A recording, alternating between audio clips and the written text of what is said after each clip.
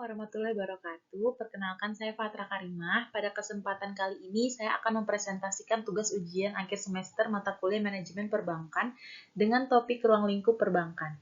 Permasalahan yang akan saya analisis adalah mengenai kesetaraan gender dan inklusi di Citi Indonesia dengan judul Analisis Kesetaraan Gender dan Inklusi di Citi Indonesia.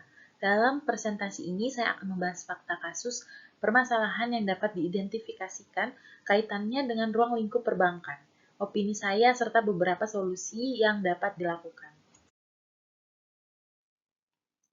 Kasus yang saya pilih berasal dari pemberitaan mengenai komitmen Citi Indonesia dalam mendukung kesetaraan gender. Dalam pemberitaan yang menjadi dasar soal UAS yang disebutkan bahwa 56% karyawan Citi Indonesia merupakan perempuan. Menurut Citi Indonesia, keberagaman dan inklusi merupakan bagian penting dalam lingkungan kerja.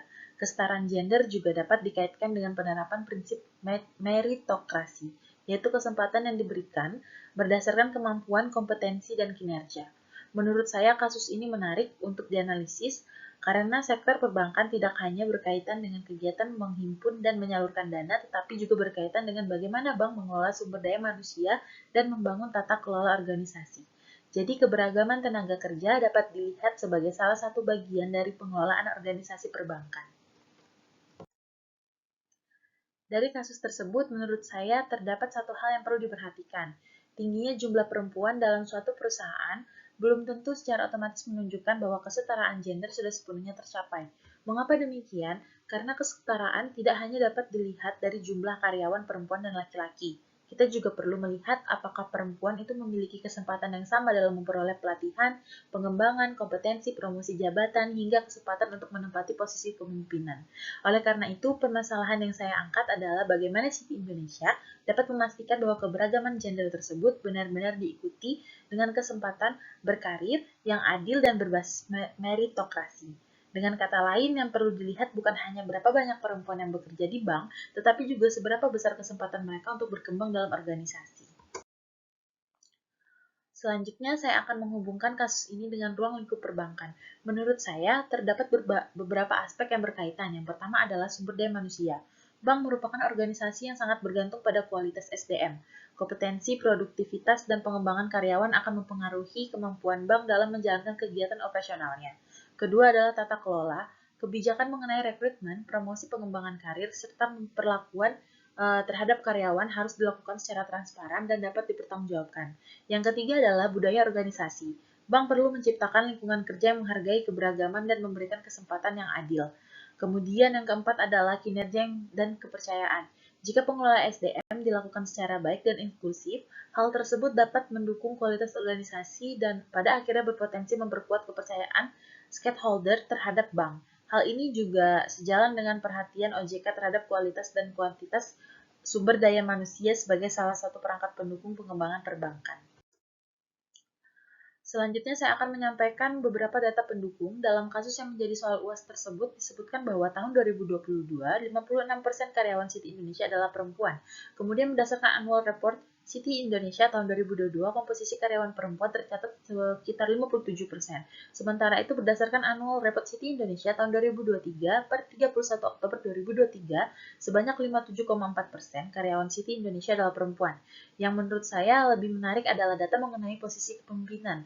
Citi Indonesia mencatat bahwa representasi perempuan pada posisi asisten vice presiden atau lebih tinggi mencapai 54,8%. Bahkan angka tersebut melampaui target representasi perempuan pada tingkat manajemen menengah yang ditetapkan sebesar 43,5%.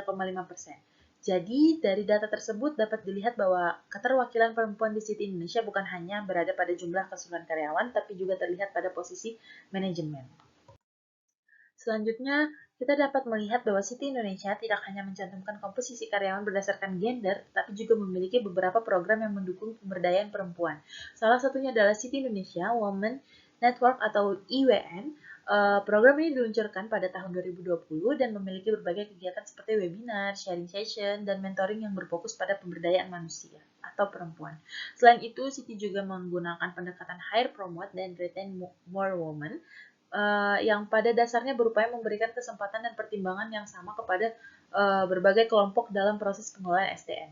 Citi Indonesia juga memiliki program pengembangan kepemimpinan dan mentoring yang menunjukkan untuk membantu pengembangan perempuan dalam organisasi. Dengan demikian, menurut saya, upaya yang dilakukan Citi Indonesia sudah menunjukkan bahwa kesetaraan gender tidak hanya ditempatkan sebagai slogan, tetapi juga diterapkan sebagai program kebijakan SDM yang konkret.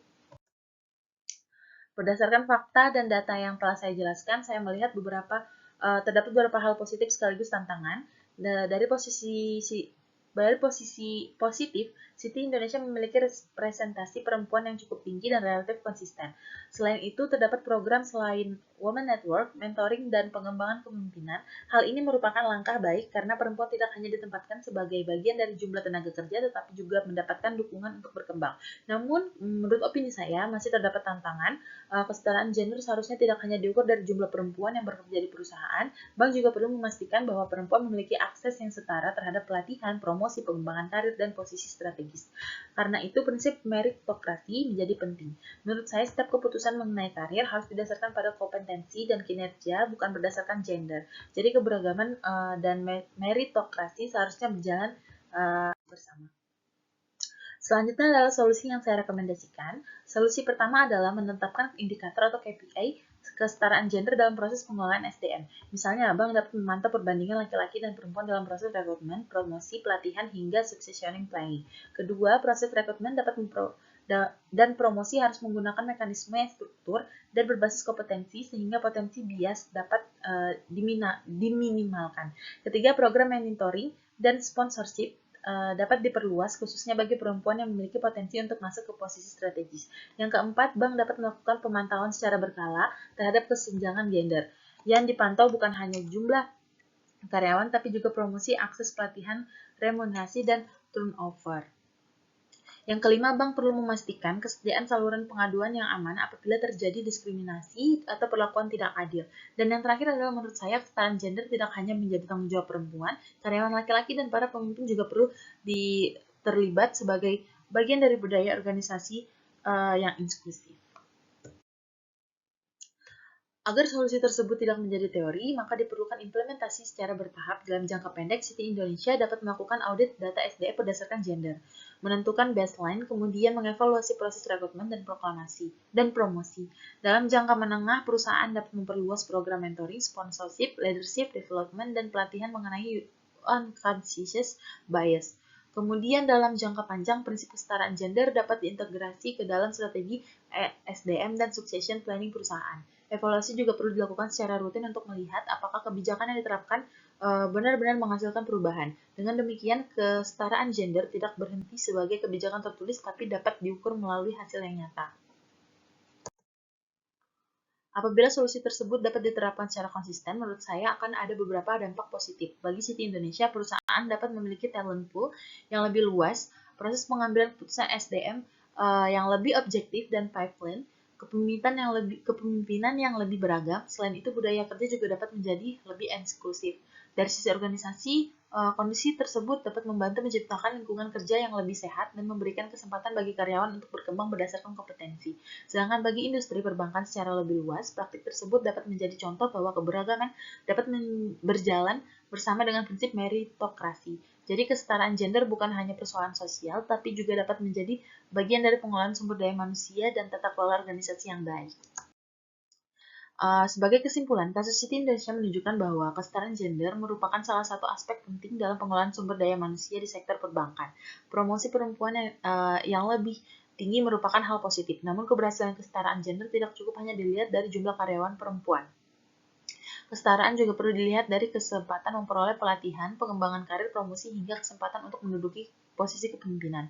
Citi Indonesia sendiri telah memiliki beberapa program yang mendukung pemberdayaan perempuan seperti Women Networking, mentoring, dan program pengembangan kepemimpinan. Menurut saya, langkah selanjutnya adalah memastikan bahwa komitmen tersebut didukung dengan sistem yang terukur melalui KPI, proses promosi yang berbasis kompetensi, pemantauan kesenjangan, dan akuntabilitas pemimpinan. Dengan begitu, keberagaman gender tidak hanya menjadi angka statistik, tapi benar-benar menjadi bagian dari budaya organisasi dan prinsip meritokrasi.